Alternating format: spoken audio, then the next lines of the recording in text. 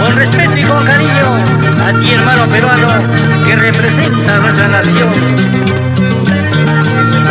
En nombre de nuestro Perú, queremos tener presente a la clase humilde.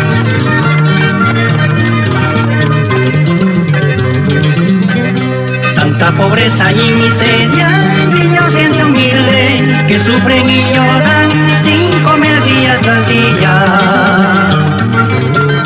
Mientras que ciertos peruanos acaparan todo el dinero, sin importarles que el Perú entero está en la miseria de hambre y sufrimiento.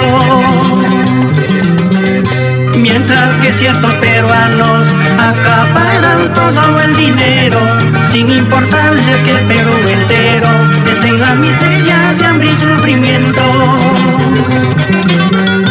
Basta de ambicias en enriquecerte, pensando en ti solo y sin importarte a todos tus compatriotas. Piensa las necesidades de gente humilde, de ancianos y niños, mientras que tú vives en riquezas, ellos carecen de abrigo y comida.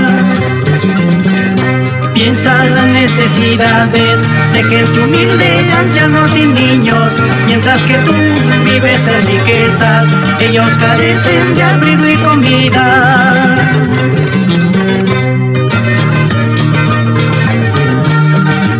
Vamos, hermanos, en estas regiones andinas de nuestro querido Perú.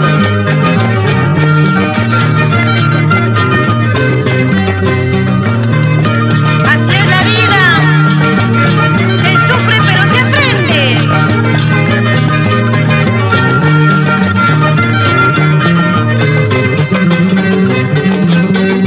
Hasta ahora no hubo un peruano que piense en su patria, hasta transformarlo y salir de esta pobreza a un país lleno de riquezas, de minerales y materias primas. Vamos, hermano, en ti confiamos, piensa en tu patria y no nos defraude. A un Perú lleno de riquezas, de minerales y materias primas. Vamos, hermano, en ti confiamos, piensa en tu patria y no nos defraude. Vamos, hermano, piensa en tu patria, deja a un lado la ambición. Todos unidos en ti confiamos, que hagas grande a nuestra nación. Con el apoyo del Perú entero, representa a nuestra nación. Como un peruano bravo y valiente, ponle ya fin a la corrupción.